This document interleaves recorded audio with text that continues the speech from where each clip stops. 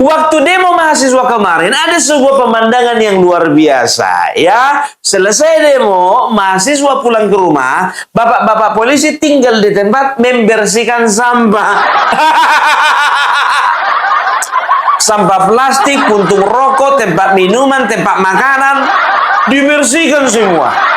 Bayangkan kalian, mahasiswa yang ngerokok buang puntung yang bersihkan polisi. Mahasiswa yang ngopi-ngopi cangkirnya yang bersihkan polisi. Mahasiswa makan snack, makan siang, makan malam, sampahnya yang bersihkan polisi.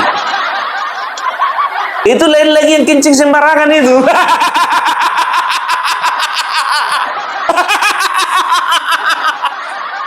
Tapi kalau ku bilang, Pak, udah ini yang paling betul, Pak. Betul. Bapak-bapak polisi membersihkan sampah ini udah paling betul, Pak. Udah paling betul, Pak. Nggak bisa mereka diharapkan hal-hal seperti ini, Pak.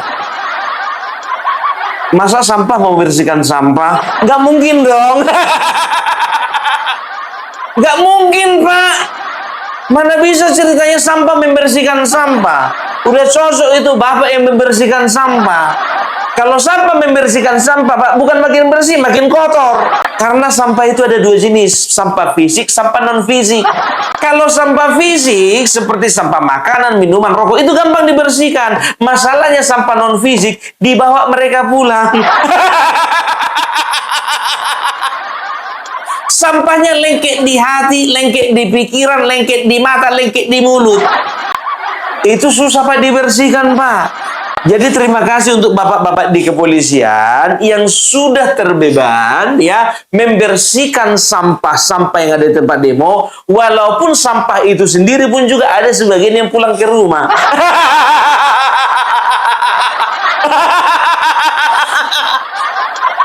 Dan ada juga sampah yang ditangkap. Yang mana itu Bung Perpela? Itu yang kemarin bawa bom molotov. Itu betul-betul sampah dari segala sampah.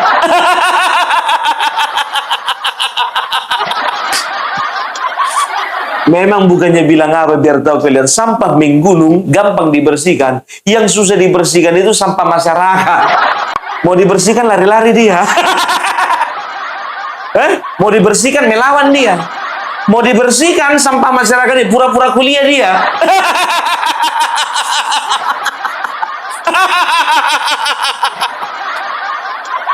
Tapi enggak semuanya. Oknum, Bung Parbela berbicara oknum, tapi banyak. Oknumnya banyak. Aku kasihan kali aku melihat bapak-bapak polisi ini nambah kerjaan aja mahasiswa ini. Menjaga sebetulnya supaya demo itu lancar dan juga tertib itu udah sebuah pekerjaan yang berat. Ditambah lagi ngurusin sampah. Aduh.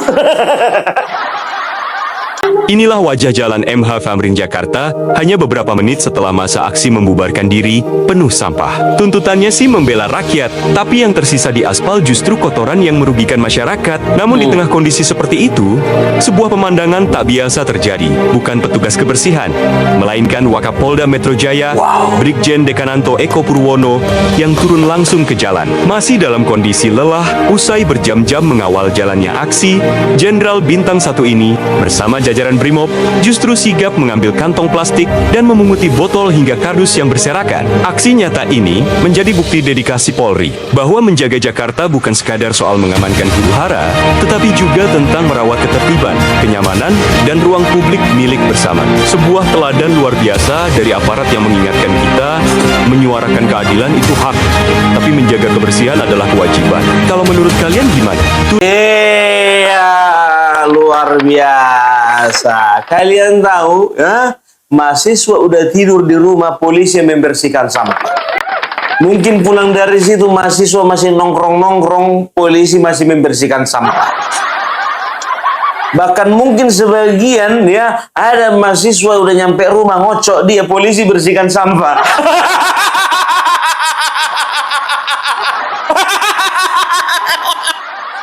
Habis demo ngocok, coba bayangkan gini ya. Polisi yang bersihkan sampahnya. Apaan kau Bung Parbela? Ngocok kopinya gue bilang. Tunggu dulu Bung Parbela selesai. Ngocok itu ngocok semen, ngocok kopi, ngocok susu. Inilah mahasiswa ini.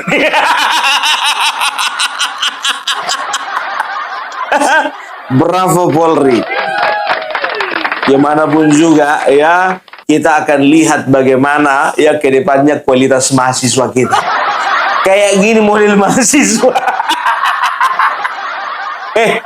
Yakin tak kalian ya, mahasiswa-mahasiswa ini bukan cuma buang puntung rokok, bukan cuma buang sampah makanan minuman, pasti ada sebagian dari mahasiswa ini yang kencing sembarangan. Yakinlah kalian, kalau masih dimasukin botol kencingnya itu masih lumayan. Ini disemprotkannya di sembarang tempat.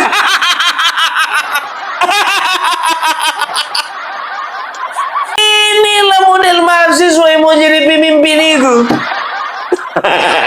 Opung Parbela, kau tanya dulu sama aktivis-aktivis sekarang, yang sekarang ada jadi menteri, jadi anggota dewan, waktu kemarin demo, pasti juga mereka itu pernah kencing sembarangan, Pung. Jadi nggak ada hubungannya, Pung. Kencing sembarangan menjadi seorang pemimpin itu nggak ada hubungannya. Tapi mboknya mereka itu sama-sama terbeban untuk membersihkan sampah. Katanya membela masyarakat, katanya membela rakyat, tapi mereka sendiri membuat masyarakat kewalahan.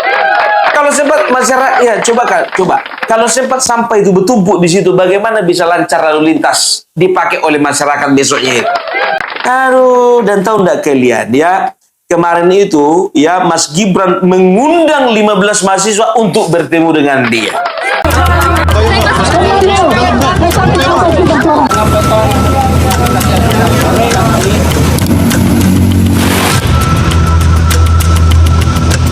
Yang biru apa ini? Tamin. Tamu ini. Kalau saling baru. Iya, sebagian. Oke, maaf ya, nanti sampaikan salam sama yang di luar ya. Nggak bisa masuk semua. Apa yang sudah kita capai sekarang, apa yang sudah dibangun, itu yang kita rawat bersama. Saya sadar kok masih banyak minus-minusnya, kekurangannya banyak. Ya ini yang harus kita perbaiki bersama.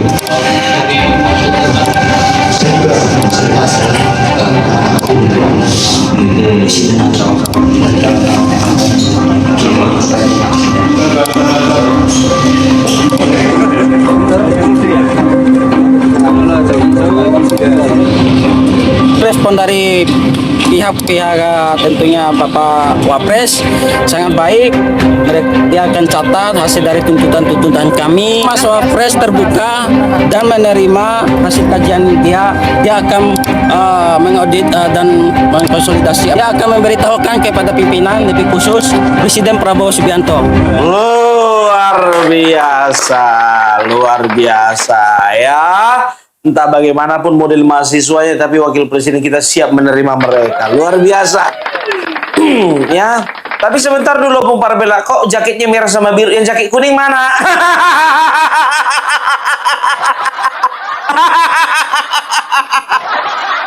Mana BEM UI? Jaket kuning.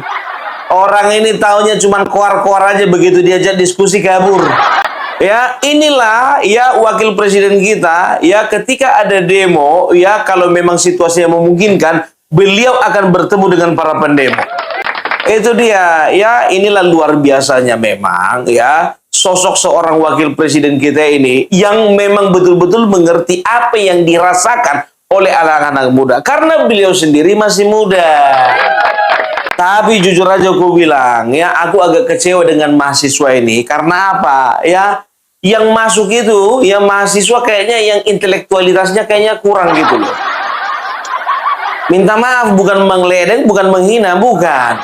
Karena aku ada satu video ya yang menunjukkan kualitas mahasiswa tersebut ya ketika diwawancara wartawan. Lihat ini, dengarkan. Demo taat mahasiswa atau gerakan mahasiswa secara khusus? Oke, ini dari kawan-kawan ada itu pesan dari kami mahasiswa, pemerintah hari ini jangan tuli, itu aja. Bukan dari Gibran apa? Pemerintah Bapak Wapres jangan sampai ada ketutup ruang-ruang begini. Terus buka. Artinya dari Mas Wapres ada yang disampaikan nggak? Oke. Artinya Mas Wapres terbuka. Artinya dengan Mas aksi-aksi Wapres demonstrasi terbuka atau gimana? dan menerima hasil kajian dia akan mengaudit dan mengkonsolidasi dia akan memberitahukan kepada pimpinan lebih khusus Presiden Prabowo Subianto. Coba ganti juru bicara lah dulu. Tolong ganti juru bicara dulu ini. Kayak gini lah mahasiswa kalau waktu kecilnya ini imunisasinya kurang lengkap. Mana juru bicaranya ini? Yang kayak gini yang ngomong-ngomong sama presiden, wakil presiden. Cemana ya? Belum makan. Iya udah malam pula ya kan. Entah belum makannya orang ini kan. Entah jumpa sama wakil presiden ya kan mengharapkan dikasih makan nggak tahu juga. Rupanya di istana wakil presiden ternyata nggak dikasih makan nggak tahu juga. Aduh minta tolonglah dulu ya. Jadi inilah kualitas-kualitas mahasiswa ya yang bisa dikatakan apa sih yang kalian perjuangkan untuk memperjuangkan apa yang kalian omongkan pun kalian nggak bisa. Sebentar dulu Pak Belak, emang ada gaya bicara atau cara komunikasi ada hubungannya dengan imunisasi waktu kecil kurang lengkap?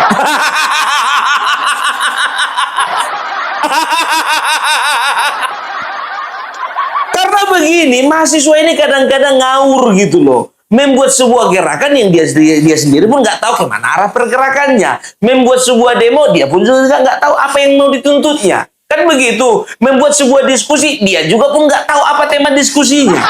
Seringkali mereka ini seperti ini gitu loh. Ya, jadi bisa dikatakan ya, kalau begini terus, ya situasi mental mahasiswa, situasi intelektual, kualitas intelektualitas mahasiswa, ya, aku kayaknya pesimis lah Indonesia 2045 ini menjadi Indonesia emas. Aduh, ya. Nah, ini tahu nggak kalian? Kemarin, ya, kalau nggak salah, di sebuah universitas, ada pejabat, ya, Nusron Wahid, Wakil Menteri Pertanian, yang bernama Sudaryono, dan juga Nusron Wahid, salah seorang menteri ATR BPR, ya, sedang mengadakan sebuah diskusi dengan mahasiswa. Tahu kalian, ya, ujung-ujungnya, malah ini mereka pejabat ini mau dikeroyok. Malah mau dikeroyok, biar tahu kalian. Dengarkan ini, dengarkan. Geger nyawa wamen pertanian. Hampir saja alami pengeroyokan oleh sekelompok mahasiswa UGM ketika merespon aspirasi dari mahasiswa UGM.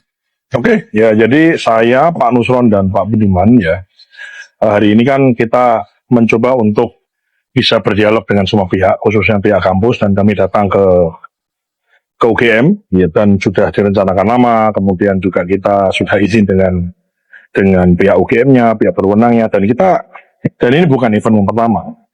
Kemudian ya kita jelaskan, intinya adalah kami bertiga hadir untuk secara demokratis kita berdiskusi, ditanya apa aja nggak ada masalah. Kita ditanya apa aja nggak ada masalah, dihadiri kayak apa aja, kita oke, nggak ada masalah. Jadi kita udah jalan, bagus, kemudian ya ada diskusi di situ gitu. Nah kemudian ada sekelompok orang kemudian mengganggu dan tidak menginginkan adanya dialog itu.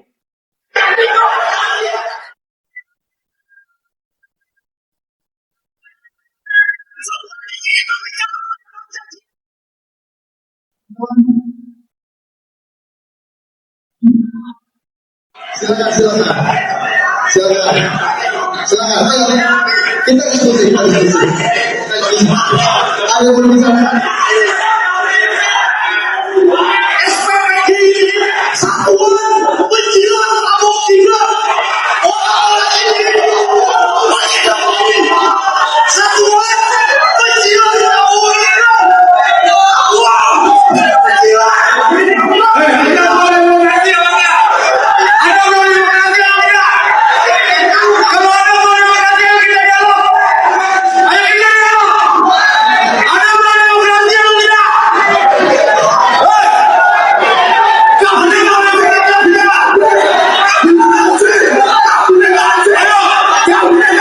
Coba bayangkan kalian, kayak gini lah kualitas mahasiswanya. Diajak dialog, mau main keroyok. Mereka diajak dialog malah mau main keroyok. Jadi mahasiswa sekarang itu sebetulnya minim gagasan. Miskin gagasan, miskin ide, miskin semangat, miskin miskin effort, miskin usaha, miskin pengetahuan. Disuruh diskusi, ya disuruh dialog, malah mau mengeroyok. Kan aneh itu. Enggak aja memang ini ya. Jadi memang di momen itu di UGM hadir Pak Nusron Wahid, Sudaryono, satu lagi Budiman Sujatmiko. Diteriaki mereka, SPPG, Satuan Penjilat Prabowo Gibran. Aduh, tolonglah jaga intelektualitas kalian gitu loh. Kalau kayak gini kan modelnya kan malu kita sebagai orang tua kalian. Opung Parmela malu sebagai orang tua kalian. Aduh, ya, dan juga tahu enggak kalian ya, ada pula ditanya biar tahu kalian ya, wartawan ya, ada mahasiswa mengatakan, demo ini nggak akan berakhir di sini. Ya, kita tiap bulan akan demo, nggak akan mungkin kosong. Kita akan adakan demo tiap bulan. Demo tiap bulan. Sayang kali lah uang kuliahmu itu kau bayari, tapi kerjamu cuma demo aja tiap bulan. Kapan masuk kelasnya?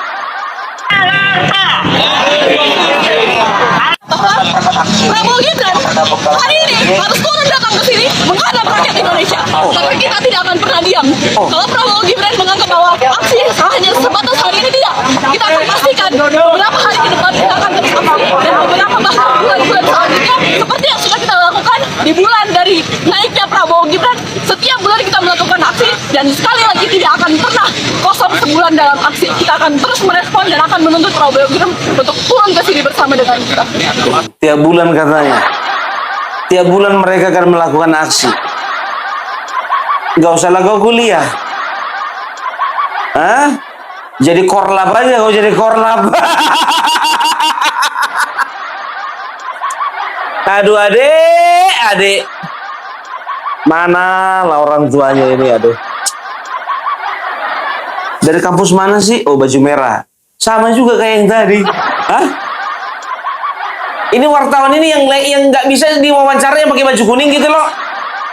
Kenapa sih yang modelnya kayak gini juga yang diwawancara? Yang demo lah mau tiap bulan.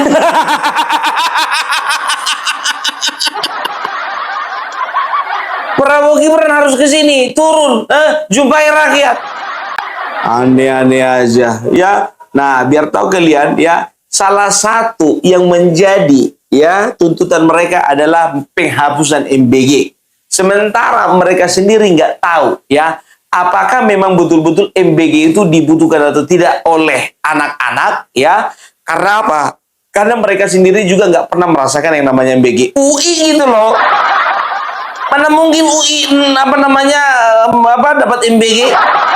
Jadi hari ini memperjuangkan apa ini? Kita memperjuangkan hak masyarakat. Ya, ada tentang rupiah. Tentang rupiah pertama. BBM juga yang naik ke 16.000 pertama kita perjuangkan hari ini, Bang. Tentang MBG juga.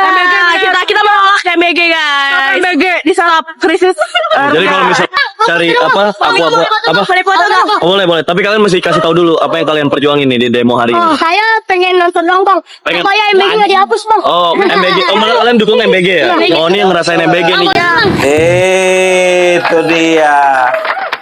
Jadi orang yang lebih tepat ditanya apakah MBG itu bermanfaat bukan mahasiswa, tapi anak-anak sekolah, anak SD, anak SMP, anak SMA. Bukan anak mahasiswa, apalagi anak UI. Mereka itu bukan penerima MBG, mereka itu pengguna Pertamax. Makanya Pertamax naik, mereka itu langsung mengadakan demo. Jadi mereka itu demo itu untuk bela kaum pengguna Pertamax. Termasuk Opung Parmela tadi pagi ngisi Pertamax, biar tahu kalian. Penuh biasanya mobilku itu, ya biasanya 250.000 udah penuh. Kaget istriku ketika ditengok di apanya itu ya, di pengisiannya itu ya kan. Kayak dilihatnya lah, Mbak, nggak salah itu, 400.000.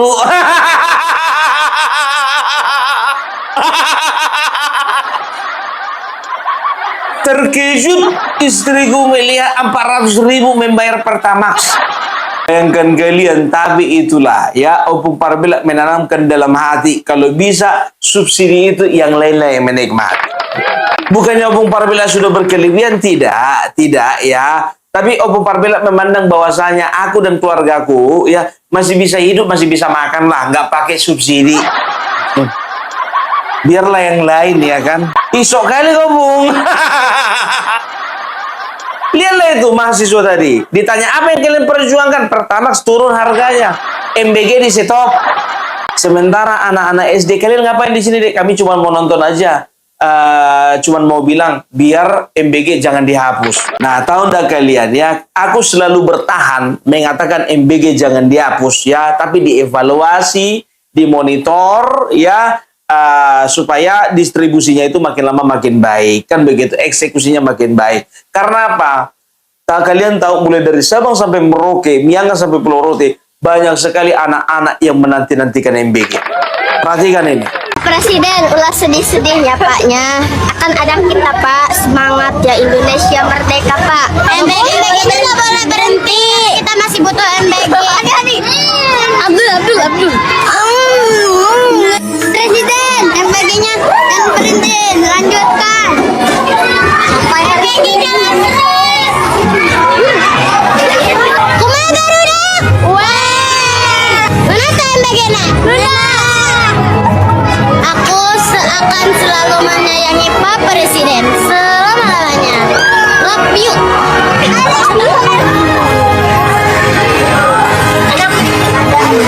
Jangan sampai berhenti ya Pak Presiden, MBG-nya. Kasih di kelasnya.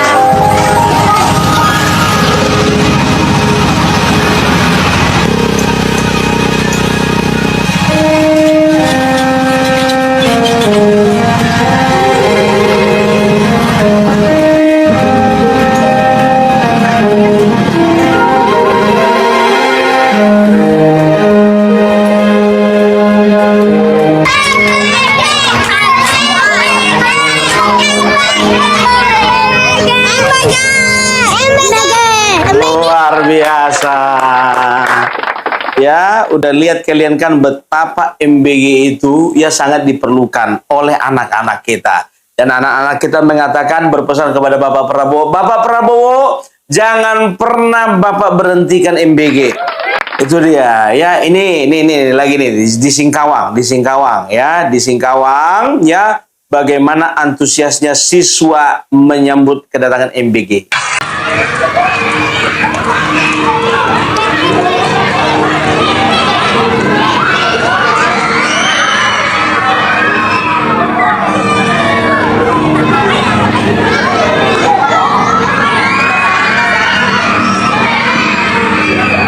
Masa punya Batman tapi nggak bisa terbang? Ada sayap? Terbang dong. Masa nompang sama mobil MBG? Baru ini aku tengok, ya kan, Ultraman sama Batman nompang mobil MBG. Biasanya Batman itu mobilnya canggih itu. Gitu kan. Baru ini ada Batman numpang mobil MBG. Tapi disitulah letaknya, uniknya, bagaimana MBG itu dinanti-nantikan oleh anak-anak kecil. Ya, dan Bapak Prabowo mengatakan apa? Ya, mereka yang mengatakan MBG dihentikan adalah mereka yang tidak punya hati. Jadi banyak anak-anak kita, kawan-kawan kami, bahkan ibu kami gitu ya. Sebentar dulu, nggak bisa dulu kau kondisikan ponimu itu. Agak mengganggu kayaknya itu, Bah. Kayaknya menghalangi kali daya pikirmu itu gitu loh. Coba dulu, biar agak terang dulu kau berpikir, agak lancar dulu sinyalmu itu yang di kepalamu itu. Ponimu itu agak singkirkan dulu, naikkan begini gitu loh. Aku bukannya main fisik, bukan. Makanya adikku dari dulu biar tahu kalian, ya adikku perempuan dilarang pakai poni. Karena apa? Ya, karena takut mama kami itu nanti kau sulit mikir kau. Susah kau mikir nanti katanya. Entah benar entah enggak. Tapi kok dia lagi yang diwawancara? Apa katanya? Makan beracun gratis. Enak kali muncung itu ngomong makan beracun gratis. Kok kalapan lapek sama kau? Kurang asam. sampai saat ini tidak mendapatkan keadilan. Prabowo Gibran hari ini harus turun datang ke sini menghadap rakyat Indonesia. Tidak paham manusia macam mana yang tidak tergerak hatinya melihat anak-anak seperti itu. Saya tidak paham. Hei orang-orang Twitter, hei orang-orang Twitter yang ngejek, lihatlah dengan mata dan hatimu rakyat kita, anak-anak itu. Saya sedih kalau saya ke daerah-daerah, anak-anak panggil saya, teriak saya, Pak, kapan kami terima MBG? Iya. Jadi kalau mau dimuat di dalam konten ini video-video yang minta sekolah-sekolah, minta ada sekolah negeri, sekolah swasta, ada juga sekolah-sekolah seperti SLB yang minta sampai saat ini, Pak, sekolah kami belum dapat MBG. Itu luar biasa. Kalian tahu ya, ada kisah banyak, ribuan kisah betapa bersyukurnya anak-anak mendapatkan MBG. Ini satu nih, biar tahu kalian ya. Ini anak biasanya tiap hari makan cuman pakai nasi sama garam. Ketika anak ini mendapatkan MBG, betapa bersyukurnya dia. Makan apa? Nasi sama garam.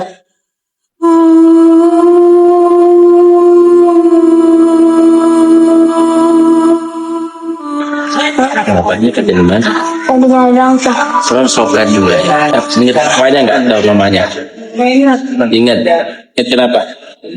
Kenapa diingat mamanya sama papanya? sama mama yang tak ada makan. Mama sama tidak makan.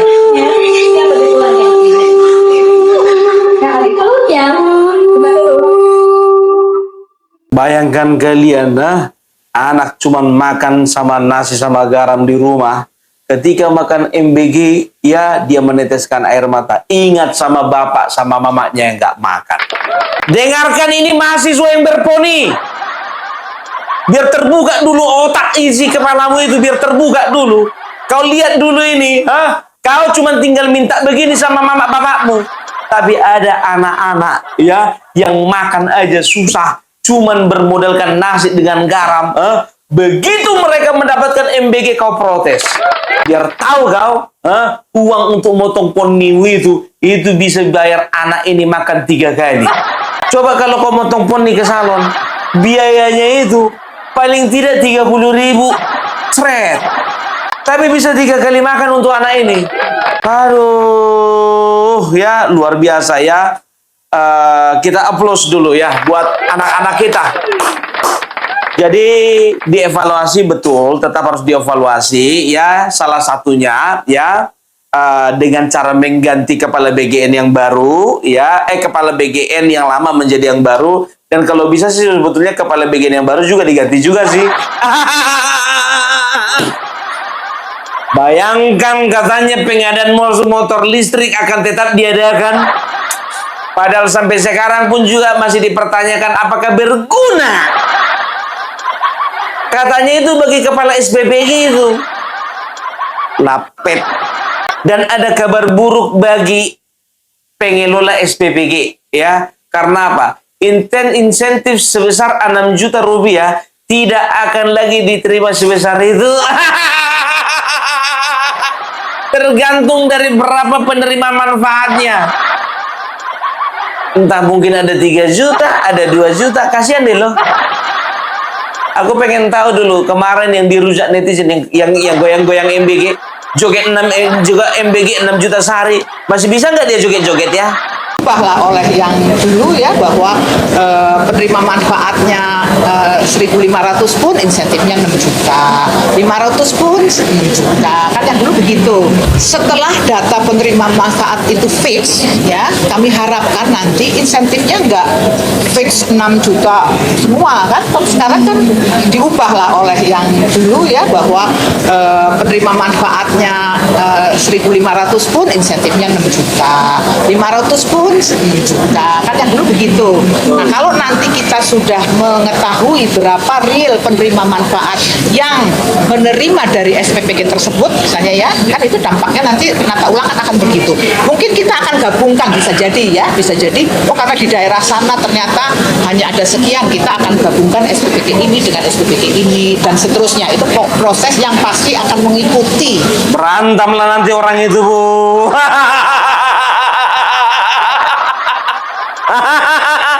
Digabung ini yang dengan itu. Padahal modal udah keluar. Tapi terserahlah ya. Yang penting kalian perbaiki dulu sistem pendistribusian, perekrutan, dan juga penentuan titiknya. Dan kalau bisa kepala BG-nya itu diganti sama yang baru itu. Menurut Opung Parabela lo ya, menurut Opung Parabela kayaknya memang harus diganti yang baru itu. Nggak mungkin lah masa kepala MBG-nya menyeleweng, wakilnya cuma 2 yang ditangkap, 1 enggak. Kayaknya mata-mata.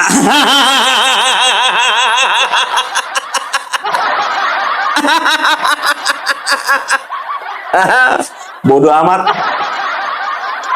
Yang penting program MBG boleh berjalan, jangan pernah dihentikan. Kalau Pertamax biarin aja naik. Mau naik berapapun kalian naikkan lah. Karena apa? Karena memang itu bukan bahan bakar bersubsidi.